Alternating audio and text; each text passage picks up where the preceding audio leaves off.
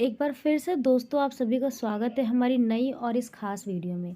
देखिए, आपको पता है कि हमारे लिए पढ़ाई से पहले बहुत ज़रूरी होता है अपने सिलेबस को समझना।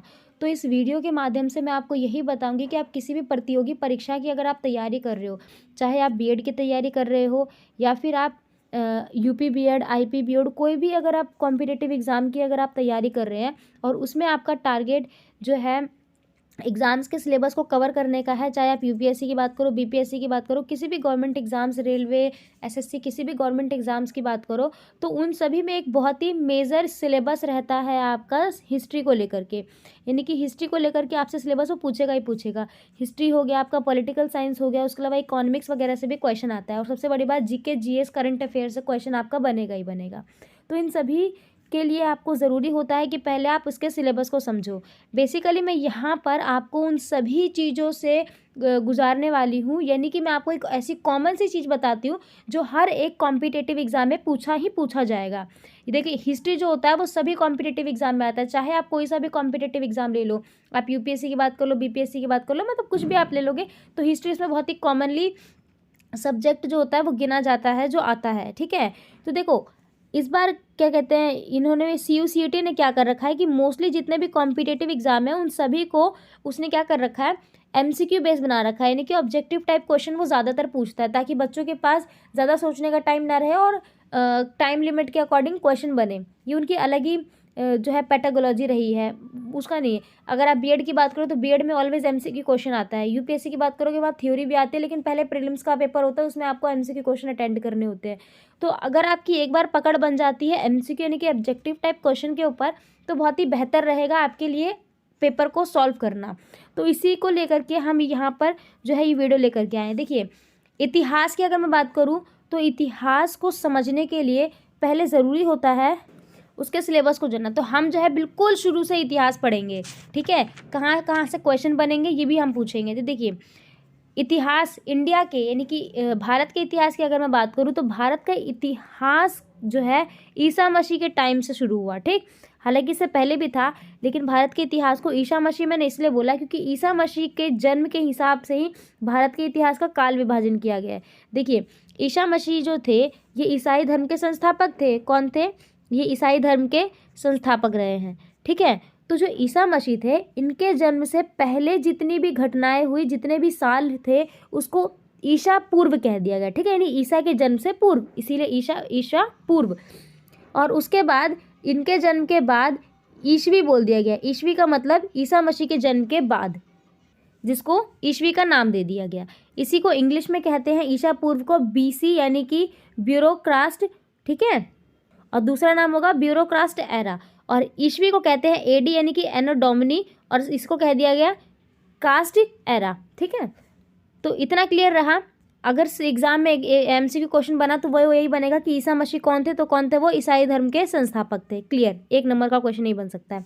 उसके बाद अगर पूछा जाए विश्व इतिहास का जनक कौन है, तो कौन है? हेरोडोटस, जिनकी बुक का नाम है हिस्टोरिका। विश्व इतिहास का जनक कौन है? हेरोडोटस, जिनकी बुक का नाम है हिस्टोरिका। भारतीय इतिहास का जनक कौन है? तो मेगिस्थनीज, जिसकी बुक का नाम है इंडिका। मेगिस्थनीज जो यूनान से आए थे, हेरोडोटस कौन से थे? ये भी यूनान से आए थे। ठीक है, उसके बाद हुआ भारत के इतिहास का वर्गीकरण, यानी कि काल बांटा गया। ठीक है, शताब्दी को बांटा गया। तो पूरे के पूरे इतिहास को तीन ही भागों में बांटा है। एक है प्राक इतिहास काल, जिसको बोला गया प्री हिस्ट्री। क्या? प्री यानी कि शुरुआत की, आदि। उसके बाद बोला गया अर्ध इतिहास काल, जिसको प्रोटो हिस्ट्री बोलते हैं। और उसके बाद बोला गया ऐतिहासिक काल, जिसको बोला गया हिस्टोरिकल पीरियड। क्लियर है इतना? यहाँ से कोई डाउट नहीं होगा। अगला देखो, उसके बाद आप देखोगे तो ये देखिए आप, उसके बाद देखिए इतिहास का जो वर्गीकरण किया है वो तीन भागों में किया है, प्राक इतिहास, अर्ध इतिहास और ऐतिहासिक काल। ठीक है, प्राक इतिहास में कॉमन सी चीज़ क्या हुई थी कि यहाँ पर कोई भी लिखित साक्ष्य उपलब्ध नहीं थे। लिखित साक्ष्य कहने का मतलब मेरा ये है कि कोई भी वहाँ पे पांडुलिपि नहीं थी। ठीक है, कोई भी पांडुलिपि नहीं थी, कोई भी पत्थर पर लिखा हुआ कोई लिपि नहीं मिली है, कोई पेपर नहीं मिला कुछ लिखा हुआ। ठीक है, ना कोई राजा के बारे में कोई लिखी हुई किताब मिली है। तो ऐसा कोई लिखित साक्ष्य नहीं मिला वहाँ पे। ठीक है ना, इसीलिए उसको क्या बोला गया? प्राक इतिहास। ठीक, और इसी को प्राक इतिहास में कुछ लिखा हुआ नहीं मिला तो ये भी बहुत ही कॉमन सा हमारे मन में डाउट आता है कि फिर लोग रहते कैसे होंगे, लोग समझते कैसे होंगे। तो देखो उस समय पे केवल और केवल पत्थरों का युग हुआ था, तो इसी को आगे चल के पाषाण काल बोल दिया गया। और पाषाण काल को भी 3 भाग में बांटा, एक है पूरा पाषाण, एक है मध्य पाषाण और एक है नव पाषाण। पूरा पाषाण में क्या था कि बहुत पुराने स्तर पर पत्थरों का प्रयोग होता था, फिर उन्हीं पत्थरों को थोड़ा और एडवांस बना करके मध्य पाषाण काल में प्रयोग हुआ, फिर इसी को और पत्थरों को और एडवांस बनाया गया जिसे नव पाषाण बोला। ये हम आगे पढ़ेंगे कि कैसे कैसे क्या हुआ था। यहाँ से क्वेश्चन बनेगा तो आप लिख दोगे, क्वेश्चन बनेगा कि प्राक इतिहास में क्या था, तो यहाँ पर कोई भी लिखित साक्ष्य उपलब्ध नहीं था। फिर क्वेश्चन इस तरीके से बनेगा, किस इतिहास के काल में लिखित साक्ष्य नहीं था, तो प्राक इतिहास में। ठीक है, इस तरीके से।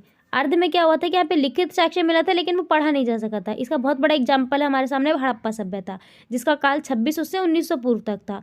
हड़प्पा सभ्यता की जो लिपि थी वो आज तक भी नहीं पढ़ी गई है। ठीक है ना। उसके बाद आया हमारा ऐतिहासिक काल, जिसमें ब्रिटिश शासन पढ़ोगे आप, और उसके अलावा मुगल जो आए थे, मौर्य जो आए थे, सब ऐतिहासिक में ही आएंगे। आगे चल के क्या हुआ, इसे भी प्राचीन, मध्य और आधुनिक काल में बांटा गया, और लिखित साक्ष्य मिले हैं यहाँ पे और वो पढ़ भी सके हैं।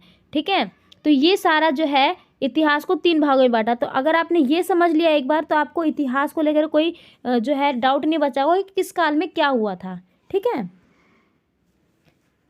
सबसे पहले जो हमारा प्राक इतिहास था जिसमें लिखित साक्ष्य भी उपलब्ध नहीं थे, और वही आगे चल के पाषाण काल बना था। तो पाषाण काल 3 भागों में बांटा था, पुरा पाषाण, मध्य पाषाण और नव पाषाण। पुरा पाषाण आगे चल के 3 काल में बांटा गया, निम्न पुरा पाषाण, मध्य पुरा पाषाण और उच्च पुरा पाषाण। ऐसा क्यों बोला गया?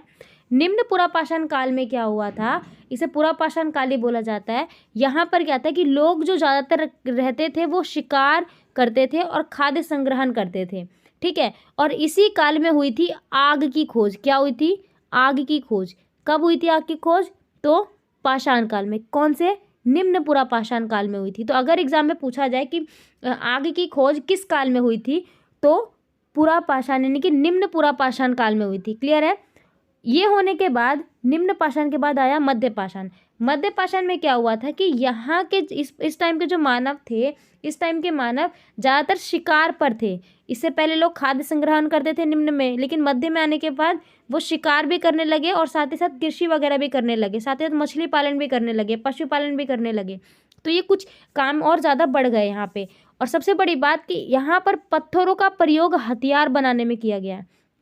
ठीक है, तो ये सारे की पॉइंट्स आप लिख सकते हो। हालांकि इन सबके बहुत अच्छे से नोट्स आपको टेलीग्राम पे मिल जाएंगे, आप जाकर के ज्वाइन कर सकते हो। ठीक है ना, ये हुआ। फिर आया इससे भी ऊपर बढ़ते बढ़ते टाइम पर उच्च पुरा पाषाण काल। उच्च पुरा पाषाण क्या हुआ था? इस उच्च पुरा पाषाण में क्या हुआ था कि यहाँ के लोग कृषि करने लगे थे पूरी तरीके से। ठीक है, सबसे बड़ी बात कृषि करने लगे थे, और उससे ही बड़ी बात कि पत्थरों का नए नए रूपों में जो है प्रयोग होते लगा। और सबसे बड़ी बात कि यहाँ पर सिर्फ पत्थर ही नहीं थे, अब वो लोग क्या करते हैं, औजार जो बनाते हैं उसमें धातु मिलाने लगी। यानी कि यहाँ पर शामिल हो गया तांबा और कांसा। यानी कि यहाँ पर अब सिर्फ पत्थर नहीं है, तांबा और कांसा आया। तो अगर प्रश्न ये बोले कि किस काल में तांबा और कांसा का प्रयोग किया गया, तो उच्च पुरा पाषाण में। ठीक है, क्लियर रहेगा। और देखो कांसा यहाँ से यूज होने लगा, तो कांसा जो था, कांसा को और डेवलप करके आगे बढ़ा, और यही आगे चल के हड़प्पा सभ्यता में बोला, जिसे कांस्य युगीन सभ्यता भी बोल दिया गया। तो क्लियर रहा ना ये कि किस तरीके से आपको यहाँ पे ये चीज़ें पढ़ना होगा। तो हमने बहुत बेहतर तरीके से समझा इतिहास के बिल्कुल शुरू के काल को, यानी कि इतिहास शुरू कब हुआ था, तो ईसा मसीह से। जो कौन थे मुझे कमेंट बॉक्स में बताओ। विश्व इतिहास के जनक कौन है? हेरोडोटस, जो कि यूनान से था और इनकी बुक का नाम है हिस्टोरिका। भारत इतिहास का जनक कौन है? मेगिस्थनीज, जिनकी बुक का नाम है इंडिका। ये मेगिस्थनीज कहाँ से था ये भी बताओ, मैंने ये भी बताया आपको। इतिहास का वर्गीकरण कितने भागों में हुआ? तो 3 भागों में, प्राक इतिहास, आद्य इतिहास और ऐतिहासिक काल। उसके बाद जो था यहाँ पे हमने देखा इतिहास का वर्गीकरण, तो प्राक इतिहास में कोई भी लिखित साक्ष्य नहीं मिला, और यही आगे चल के पाषाण काल बना। अर्ध इतिहास काल में लिखित मिला लेकिन पठनीय नहीं है, यानी कि पढ़ा नहीं जा सका। बहुत बड़ा एग्जाम्पल हड़प्पा सभ्यता को देखा। और तीसरा हमने देखा ऐतिहासिक काल, जिसमें हमने देखा कि लिखित भी है और पढ़ भी सके, जिसका बहुत बड़ा एग्जाम्पल है मौर्य साम्राज्य, मगध हो गया है ना। ये सारा जो है हमने यहाँ पर देखा, जो राजवंश वगैरह आए थे ये सब। तो होप्स हो कि बच्चों आपके लिए वीडियो बहुत ज़्यादा हेल्पफुल रही होगी। अगर आपको थोड़ी सी भी हेल्प मिले तो प्लीज़ मेक श्योर आप चैनल को सब्सक्राइब ज़रूर कर लें। और दूसरी बड़ी बात कि आपको कॉम्पिटिटिव एग्जाम्स में एमसीक्यू क्वेश्चंस की प्रिपरेशन कैसे करनी है, इसकी हमारी पूरी तरीके से कोशिश रहती है सही टाइम पे सही अपडेट देने की। तो बने रहिए हमारे चैनल के साथ। बाकी मिलते हैं नेक्स्ट वीडियो में।